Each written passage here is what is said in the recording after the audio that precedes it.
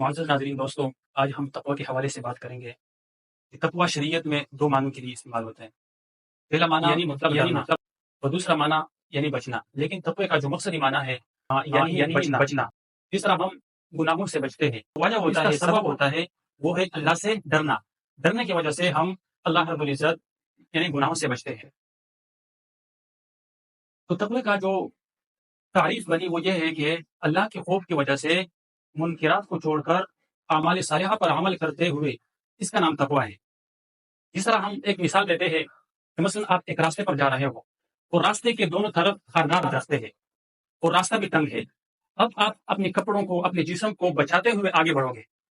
اسی طرح دنیا کی زندگی میں جہاں ہر طرف معاصی اور خواہشات ہے، تو آپ اپنے آپ کو معاصی اور خواہشات سے بچاتے ہوئے اپنی دامن کو اعمال صالحہ پر عمل کرتے ہوئے آپ نکلو گے، اسی کا نام تقوی ہے۔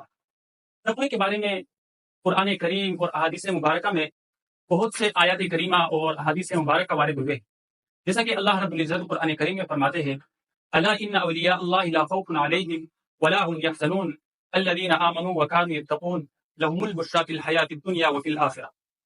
الا ان اولیاء اللہ لا خوف، کہ خبردار اللہ کے اولیاء پر، اللہ کے دوستوں پر نہ کوئی خوف ہوگا اور نہ وہ غمگین ہوں گے۔ الذین آمنوا، اور وہ لوگ جنہوں نے تقوی اختیار کیا۔ الذین آمنوا وکانوا یتقون، اور وہ لوگ جنہوں نے تقوی اختیار کیا۔ لہم البشریٰ، ان کے لیے خوشخبری ہے۔ لہم البشریٰ فی الحیاۃ الدنیا وفی الآخرہ، ان کے لیے خوشخبری ہے اس دنیا میں اور آخرت میں۔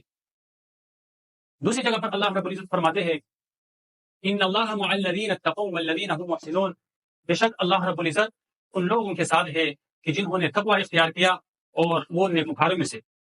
اللہ رب العزت سے دعا ہے کہ اللہ رب العزت سب سے پہلے مجھے اور پھر آپ حضرات کو تقوی اختیار کرنے کی توفیق عطا فرمائے۔ وآخر دعوانا ان الحمد للہ رب العالمین۔